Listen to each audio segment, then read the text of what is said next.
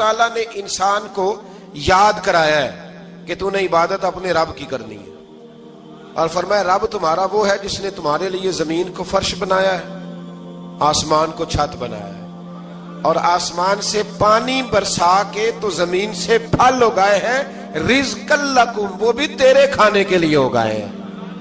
وہ جو آسمان سے بارش برسا کے زمین سے سبز اور پھل اگائے ہیں تو وہ بھی تیرے لیے۔ جب سارا کچھ تیرے لیے بنایا تو بھی تو عبادت کرنا اپنے رب کی، پھر کسی کو اس کا شریک نہ ٹھہرا۔ ایک چیلنج بھی کیا قرآن مجید نے اس رکوع کے اندر، کہا کرتے تھے مکے کے لوگ کہ آپ قرآن مجید کی آیتیں نبی کریم علیہ السلام سے کہا کرتے تھے کہ معاذ اللہ آپ خود بناتے ہیں، بنا کے لاتے ہیں۔ تو اللہ کریم نے فرمایا وَإِن كُنتُمْ فِي رَيْبٍ مِّمَّا نَزَّلْنَا عَلَىٰ عَبْدِنَا فَأْتُوا بِسُورَةٍ مِّن مِّثْلِهِ، اگر تمہیں شک ہو نا اس میں جو ہم نے بندہ خاص پہ نازل کیا ہے تو تم بھی اس جیسی ایک صورت بنا کے لاؤ۔ پڑھے لکھے تو تم بھی ہو نا، مکے میں تم بھی رہتے ہو، تو ایک صورت بنا کے لاؤ۔ قرآن مجید ہم سے چھینا گیا ہے سازش کے تحت، اس لیے کہ جس قوم کو قرآن آ جاتا ہے نا پھر کوئی کافر اس کا مقابلہ نہیں کر سکتا۔ دیکھیں نا اگر کافروں کے پاس جواب ہوتا قرآن پاک کا تو بدر اور احد میں نا کوئی آیت بنا کے لاتے قرآن کے مقابلے کی، تلواریں لے کے نہ آتے، ان کے پاس جواب ہی نہیں تھا۔ اور قیامت تک کسی کافر کے پاس قرآن مجید کا کوئی جواب، قرآن کا کوئی جواب، قسم اللہ کی جواب کوئی نہیں، قرآن کا اس کا کوئی جواب نہیں۔ کیا بات ہے قرآن پاک کی۔ وہ ایک دفعہ مسلمہ کذاب بے ایمان کہنے لگا میں نے بنا لیا ہے قرآن پاک کا جواب، معاذ اللہ۔ جواب کیا بنایا؟ وہ سورت ہے نا القاریۃ ملقاریہ، وما ادراک ملقاریہ، کھڑکھڑانے والی کیا ہے، کھڑکھڑانے والی تمہیں کیا پتا کیا ہے کھڑکھڑی، قیامت کا ذکر ہے۔ کہنے لگا میں نے اس جیسی صورت بنا لیا، تو کیا بنایا؟ الفیل ملفیل، وما ادراک ملفیل۔ کہنے لگا ہاتھی، تمہیں کیا پتا کیا ہاتھی، تم کیا جانو کیا ہاتھی۔ تو پاس جو اس کے اپنے بیٹھے تھے نا چیلے، وہ کہنے لگے چپ کر جا، سارے زمانے کو پتا ہے ہاتھی کیا ہوتا ہے۔ تو پاگل ہے، اس کے دو کان ہوتے ہیں، ایک سونڈ ہوتی ہے، چار اس کے پیر ہوتے ہیں۔ بیوقوف آدمی قرآن کا مقابلہ کرنا ہے تو کچھ چج کے ساتھ کر، پاگلوں کی طرح مقابلہ کرے گا، جوتے کھائے گا بھی ہمیں بھی پڑھوائے گا۔ تو قرآن مجید کا کوئی مقابلہ کر سکا؟ تو اس آیہ مبارکہ میں اللہ نے کافروں کو یہ کہا اگر مقابلہ نہیں کر سکتے تو پھر اللہ سے ڈرو، ورنہ دوزخ میں ڈالے جاؤ گے، وہ جس کا ایندھن آدمی اور پتھر ہے، اور بنائی بھی کافروں کے لیے گئی ہے۔ اعدت للکافرین، جہنم کس کے لیے بنائی گئی ہے؟ کافروں اور منافقوں کے لیے۔ مسلمانوں کے لیے بنائی گئی، مسلمان مرضی سے چھلانگے لگائیں تو ان کی موج ہے، ورنہ ان کے لیے جہنم، ان کے لیے اللہ نے جنت بنائی ہے۔ اور یہ بات کرتے ہی رب کریم نے فرمایا اے محبوب علیہ السلام مومنوں کو خوشخبری دے دیں کہ اللہ نے ان کے لیے جنت بنائی ہے، اس میں باغات ہیں، انہیں رزق دیا جائے گا کھانے کے لیے، اور اس میں انہیں پاکیزہ بیویاں دی جائیں گی، اور پھر وہ اس میں ہمیشہ رہیں گے، انہیں اس سے نکالا نہیں جائے گا۔ آگے جو آیات کریمہ ہے نا اس کے اندر اللہ تبارک و تعالیٰ نے فرمایا ہے کہ اللہ حیا نہیں کرتا سمجھانے کے لیے، مچھر کی مثال بھی دینی پڑے۔ فرمایا قرآن سے کچھ لوگ ہدایت حاصل کرتے ہیں اور کچھ گمراہ ہو جاتے ہیں۔ جب لوگ اپنی مرضی کی تشریحات چاہتے ہیں تو گمراہ ہوتے ہیں، اور جب قرآن کو رسول اللہ صلی اللہ علیہ وسلم اور امت مسلمہ کی تشریحات کی روشنی میں سمجھتے ہیں تو پھر اللہ ہدایت عطا فرماتا ہے۔ پھر اللہ تبارک و تعالیٰ نے آگے ارشاد فرمایا حضرت آدم کی پیدائش کا واقعہ۔ کچھ مفسرین نے لکھا ہے اللہ نے مشورہ کیا تھا فرشتوں سے، وَإِذْ قَالَ رَبُّكَ لِلْمَلَائِكَةِ إِنِّي جَاعِلٌ فِي الْأَرْضِ خَلِيفَةً، لیکن کچھ مفسرین کہتے ہیں کہ اللہ کو ضرورت نہیں فرشتوں سے مشورہ کرنے کی، اللہ نے فرشتوں سے مشورہ نہیں کیا، بلکہ رب نے انہیں آگاہ فرمایا تھا کہ میں لگا ہوں زمین پہ اپنا نائب بنانے، میں خلافت دینے لگا ہوں زمین پہ۔ اب یہ تو دینے والی کی مرضی ہے نا اس نے کس کو دینی ہے، یہ تو دینے والے کی مرضی ہے نا اس نے۔ تو کچھ لوگ کہتے ہیں کہ دینے والے سے زیادہ ہمیں پتہ ہے، تو فرشتوں کو بھی یہ اجتہادی خطا ہو گئی، کہنے لگے یا اللہ اسے نہ بنانا، یہ فساد کرے گا، یہ خون ریزیاں کرے گا۔ تو اللہ نے فرمایا جو میں جانتا ہوں وہ تم، اللہ اکبر۔ امام راضی فرماتے ہیں جب رمضان آتا ہے تو اللہ فرشتوں سے کہتا ہے ذرا یہ کھول کے دروازے دیکھو نا یہ زمین پہ کیا کر رہے ہیں، تم تو کہتے تھے فساد کریں گے اور یہ سارے تراویاں پڑھ رہے ہیں. تم تو گویا کہتے تھے فساد کریں گے اور یہ تو دیکھو گویا رمضان کے روزے رکھ رہے ہیں. یہ تو میری یاد میں نکلے ہوئے ہیں. تم کچھ کہتے تھے اور دیکھو میں نے تمہیں کہا تھا نا جو میں جانتا ہوں وہ تم. اللہ نے پھر حضرت آدم علیہ السلام کو تمام زمانے کے علوم عطا کیے, علم سکھا لیا. تو فرشتوں سے کہا تم بھی ان چیزوں کے نام بتاؤ, تو وہ بتا سکے نہیں. اللہ نے فرمایا اب اس طرح کرو, آدم کو سجدہ کرو. سب نے سجدہ کیا سوائے. وہ کہنے لگا یا اللہ صرف تجھے ہی کرنا ہے. کرنا بھی صرف اللہ کو چاہیے, پر رب کے آگے بھی جھکنا چاہیے, اور جس کے سامنے رب جھکائے نا وہاں بھی. اور یہ جو عاجزی ہے نا, یہ جو جھکنا ہے, یہ علم کے آگے ہے. ہماری مصیبت یہ ہے کہ ہم علم کے آگے بھی گردن جھکانے کو تیار نہیں ہوتے, وہاں بھی ہم خود عالم فاضل بن جاتے. تو فرمایا کہ سب سے کہا سجدہ کرو, سب نے سجدہ کیا سوائے ابلیس کے. تو پھر ہوا کیا, وکان من الکافرین, وہ کافروں میں سے ہو گیا. پھر اللہ نے حضرت آدم کو اور جناب حوا کو نا مقام دے دیا جنت میں رہنے کے لیے, اور کہا سارا کچھ کھانا, درخت کے قریب نہ جانا. ابھی آپ کسی سے کہہ دیں تھوڑا سا کہ پیچھے نہ دیکھنا, یعنی اگر میری سمجھ لیں ادب کی وجہ سے کوئی 1.5-2 منٹ یا 6 منٹ نہیں بھی نہ دیکھے گا تو سوچے گا ضرور کہ پتہ نہیں اب پیچھے کیا ہے, مصیبت کیا ہے. یعنی آپ کہہ کے دیکھ لیں کسی کو, پیچھے نہ دیکھنا. فطرت ہے نا انسان کی, وہ جستجو کرتا ہے. کہا اس درخت کے پاس نہ جانا. تو حضرت حوا سلام اللہ علیہ کہتے ہیں دل میں خیال رہتا تھا کہ آخر ہے کیا درخت کے پاس. یہی انسان کا عقیدہ توحید ہے کہ جہاں سے رب منع کر دے وہاں وہ منع ہو جائے. اور یہ ان کی خطا نہیں تھی, یہ اللہ کی حکمت تھی, چونکہ رب نے تو پہلے کہہ دیا تھا بنایا ہی زمین کے لیے, تو یہ تو سارا کچھ ہونا تھا تو زمین پہ آنا تھا نا. تو حضرت حوا اور جناب آدم کے پاس شیطان آیا, اب اس کو نکال تو دیا تھا پر ابھی اس کا جنت میں آنا جانا بند نہیں ہوا تھا, یہ بھی اللہ کی حکمت تھی. تو وہ کہنے لگا تمہیں پتہ ہے بعد میں مر جاؤ گے. تو حضرت حوا کہنے لگی کیا موت بھی آئے گی؟ کہاں, اس کی تکلیف بھی بڑی ہوگی, تو پھر بچیں گے کیسے؟ تو کہنے لگے پھل کھا لو اس درخت کا. تو بچنے کے لیے پھل کھایا تھا. اس طرح لوگ آج بہت سارے کام بچنے کے لیے کرتے ہیں پر بچ سکتے, بچنے کے لیے پھل کھایا. تو اللہ نے فرمایا زمین پہ چلے جاؤ. تو حضرت آدم زمین پہ آئے, پھر کئی 100 سال روتے رہے. فتلقى آدم من ربہ کلمات, تو پھر اللہ نے خود ہی جناب آدم کو کچھ کلمے سکھائے. علامہ اسماعیل لکی فرماتے ہیں وہ کلمے یہ تھے کہ حضرت آدم نے میرے نبی کا وسیلہ پیش کیا, اللہ کریم نے جناب آدم کی دعا کو مقبول فرما لیا. پھر آگے بنی اسرائیل کا ذکر آ جاتا ہے. اللہ تعالیٰ نے بنی اسرائیل, آج آپ اسی قوم کو یہودی کہتے ہیں, ان کو اللہ نے اس زمانے میں فضیلت عطا کی تھی بہت زیادہ. تو عرب کے اندر جب نبی پاک علیہ السلام نے اعلان نبوت کیا تو کچھ لوگوں نے یہ کہہ دیا کہ اگر یہ یہودی کلمہ پڑھ لیں گے تو ہم بھی پڑھ لیں گے. تو پھر اللہ نے انہیں یاد کرایا کہ تم اصل میں کیا ہو, تمہیں کلمہ پڑھنا چاہیے.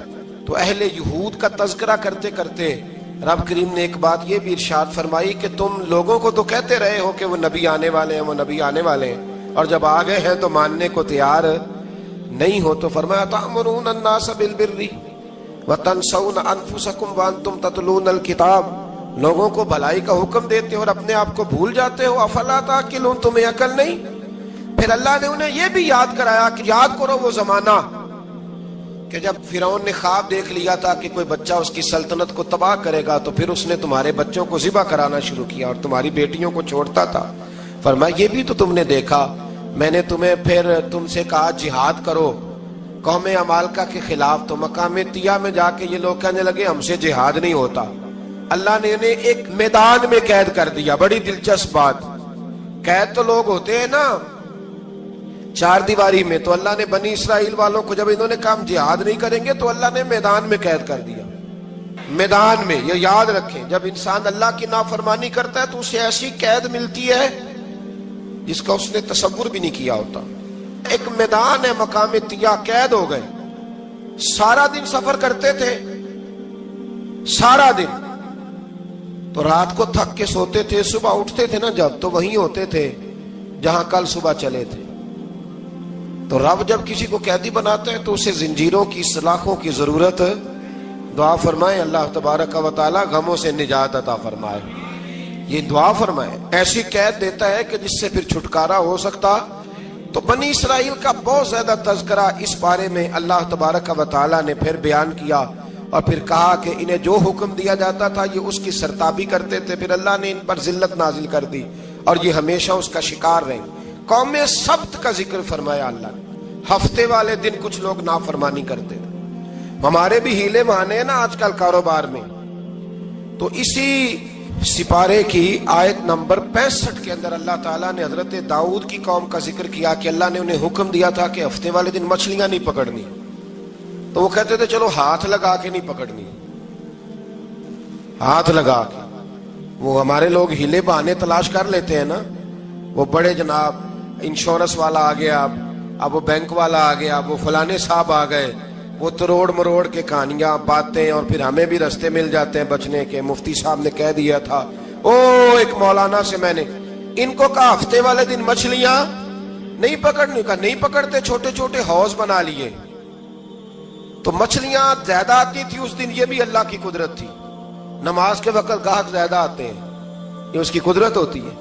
تو وہ مچھلیاں حوض میں جمع ہو جاتی ہیں، یوں سمجھ لیں کہ جال انہوں نے لگا لیے ہوئے تھے، تو جال میں وہ پھنستی رہتی تھی، حوضوں میں آتی رہتی تھی۔ ہفتے کو نہیں پکڑتے تھے، اتوار کو پکڑ لیتے تھے، تو پھر اللہ نے انہیں سزا دی۔ فرمایا تماشے کرتے ہو اللہ کے حکم کے ساتھ، کیا سزا دی؟ فَقُلْنَا لَهُمْ كُونُوا قِرَادَةً خَاسِئِينَ، فرمایا بندر بن جاؤ دھتکارے ہوئے۔ جو رزق حرام طریقے سے کماتے تھے رب انہیں بندر بنا دیتا تھا۔ ابھی بھی میں نے دیکھے ہیں بڑے بڑے تاجر پاگلوں جیسی زندگی گزار رہے ہیں، نفسیاتی طور پہ سکون نہیں ہے، کروڑوں روپیہ پڑا ہے۔ کیوں؟ اس لیے کہ رب کے بتائے ہوئے طریقے کے مطابق تجارت نہیں کرتے۔ آگے ایک اور دلچسپ بات آ گئی، بنی اسرائیل کے اندر نا ایک شخص نے اپنے چچا کو قتل کر دیا جائیداد کے لیے۔ یہ دیکھیں کب سے لوگ جائیداد کے لیے قتل کرتے آ رہے ہیں۔ چچا کو قتل کر دیا، اور قتل کر کے حضرت موسیٰ علیہ السلام کے پاس آئے کہ میرے چچا کو کسی نے قتل کر دیا ہے، تو بتائیں کیا کرنا ہے؟ تو آپ نے فرمایا کہ گائے ذبح کرو، اور اس کا ایک ٹکڑا مقتول کو مارو، مرنے والے کو، وہ خود اٹھ کے بتا دے گا مجھے کس نے قتل کیا۔ اب ارادہ نہیں تھا گائے ذبح کرنے کا تو بہانے کرنے لگے۔ ارادہ نہیں نہ ہوتا تو پھر کیا ہوتے ہیں؟ کہنے لگے گائے کس طرح کی ہو، بوڑھی ہو کہ بچی ہو، رنگ کیسا ہو، جوان ہو کہ چھوٹی ہو، حال میں ایک دفعہ چلنا سیکھ گئی ہو یا ابھی نہ سیکھی ہو۔ تو بتاتے گئے تو رب بھی شرطیں بیان کرتا گیا، گہرے زرد رنگ کی ہو، حال کے اندر اسے نہ چلایا گیا ہو، پانی نہ نکالا گیا ہو، نہ بچی ہو نہ جوان ہو، اس کے درمیان ہو۔ یہ ساری شرطیں کہاں پائی جاتی تھی؟ حضرت موسیٰ علیہ السلام کی قوم کا ایک شخص تھا جو اللہ کا ولی تھا۔ وہ جب انتقال کرنے لگا نا، اللہ اکبر، دیکھو رب ولیوں کی اولادوں پر بھی کتنا فضل فرماتا ہے۔ وہ جب انتقال کرنے لگا تو ایک اس کے پاس چھوٹی سی بچیا تھی، گائے کی بچی، اس نے جنگل میں چھوڑ دی۔ کہنے لگا یا اللہ میں تیرے نام پہ چھوڑتا ہوں، میرا بچہ جوان ہو جائے تو اسے دے دینا، اور تو سرمایہ ہی کوئی نہیں۔ بچہ بڑا ہوا تو بچہ بھی بڑا نیک تھا، اپنی ماں کا بڑا فرما بردار تھا۔ اس کی ماں نے کہا بیٹا تیرے باپ نے ایک گائے چھوڑی تھی۔ تو بچہ جنگل میں گیا اور جا کے کہنے لگا اے اللہ میری گائے مجھ سے ملا دے۔ تو رب کریم نے وہ گائے واپس کر دی، وہ گائے گھر لے آیا۔ اب وہ کہنے لگا اماں بیچ دوں، تو اماں کہنے لگی بیٹا میرے پوچھے بغیر نہ بیچنا۔ کئی دفعہ گاہک لگے پر اس نے کہا جب تک میری اماں نہ کہے گی میں بیچوں گا۔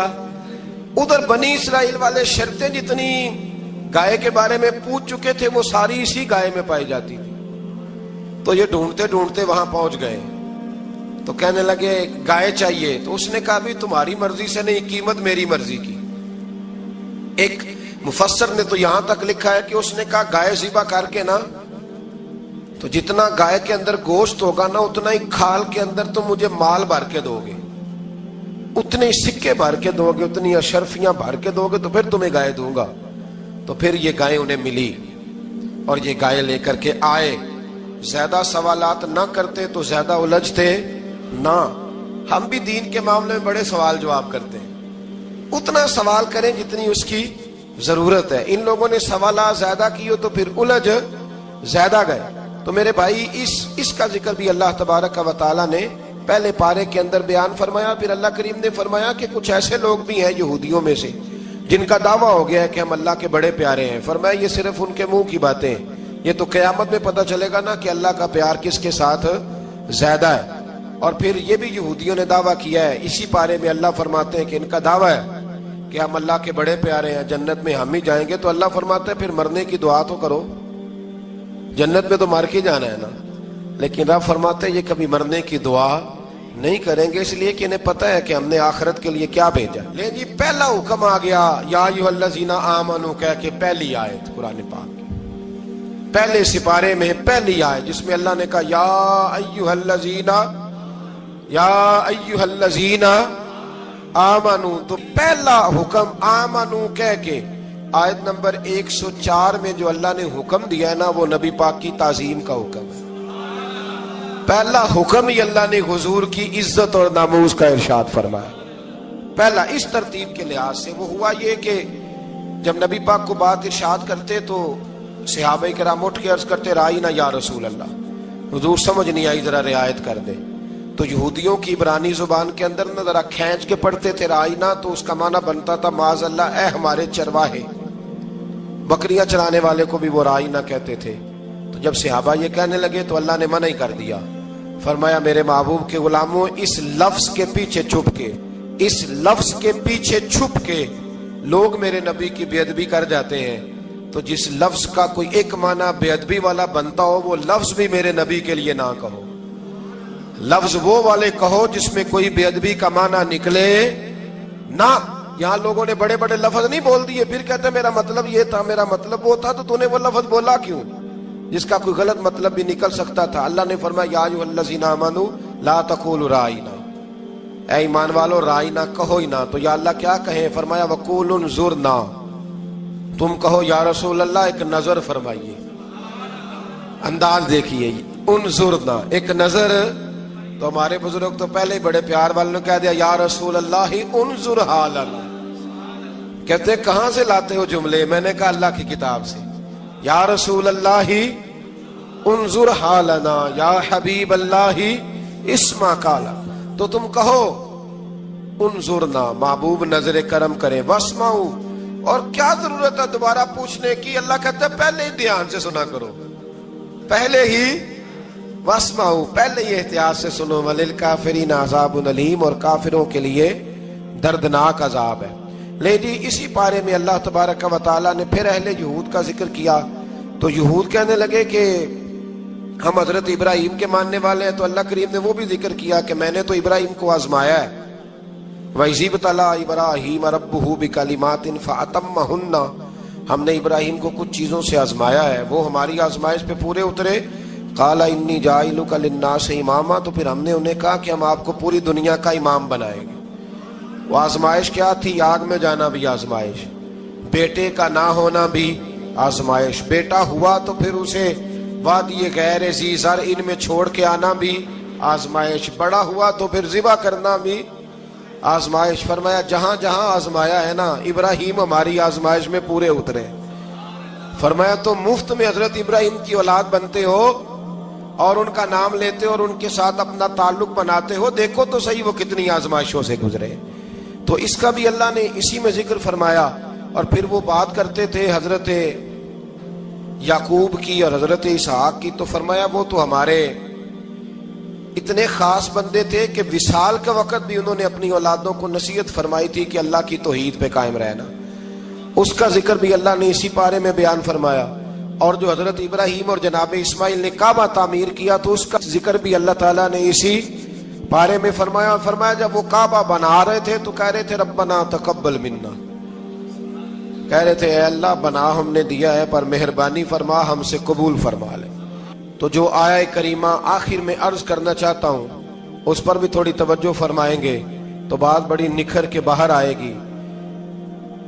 یہ 16ویں رکوع کے اندر اللہ نے پھر یہود کا اور عیسائیت کا ذکر فرمایا، تو اللہ کریم نے ایک بات ارشاد فرمائی۔ یہودیوں کے ہاں جب کوئی بچہ پیدا ہوتا تھا پیلے رنگ کے ساتھ اس کو رنگتے تھے، یا کوئی خاص رنگ تھا ان کا، بچہ پیدا ہوتا تو اس پر وہ رنگ چڑھاتے کہ یہ جی ہمارے مذہب کا رنگ ہے۔ ہمارے ہاں بھی رسمیں ہیں نا اپنی اپنی، معاذ اللہ اپنی اپنی نہیں ہونی چاہیے، اللہ رسول کا حکم ہونا چاہیے۔ تو یہودیوں کے ہاں بچہ پیدا ہوتا تو ایک خاص رنگ چڑھاتے، عیسائیوں کے ہاں پیدا ہوتا تو وہ بھی ایک خاص رنگ چڑھاتے، تو مسلمانوں کے ہاں بچے پیدا ہوئے تو انہوں نے بھی توجہ کی کہ یہ کیا ہو رہا ہے، تو رب کریم نے فرمایا صبغۃ اللہ، رنگ اللہ کا ہی ہے، ومن احسن من اللہ صبغہ، اور فرمایا اللہ کے رنگ سے زیادہ خوبصورت کس کا رنگ ہو سکتا ہے؟ اللہ کا رنگ کیا ہے؟ لا الہ الا اللہ محمد الرسول اللہ صلی اللہ علیہ، فرمایا نیلے پیلے کالے رنگ نہ چڑھاؤ، اپنے ذہن پر توحید و رسالت کا رنگ چڑھاؤ، یہ سب سے بہترین رنگ ہے۔ اگر تمہارے ذہنوں پر رب رسول کی توحید کا رنگ چڑھ گیا تو یہ وہ والا رنگ ہے، پھر تمہیں کسی اور رنگ کی طرف جانے کی ضرورت نہیں پڑے گی۔ تو فرمایا رنگ وہ پیدا کرو جو توحید کا ہے، رسالت کا ہے، اس رنگ کی توجہ کرو۔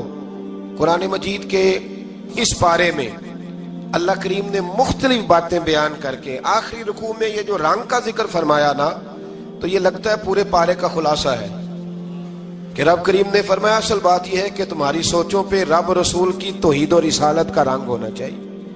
ہر وقت بچہ پیدا ہو، کو دنیا سے جائے تو رنگ کس کا ہونا چاہیے؟ اللہ رسول کے دین کا۔ اللہ تعالی ہمیں سمجھنے کی توفیق عطا فرمائے۔ آخر دعوانا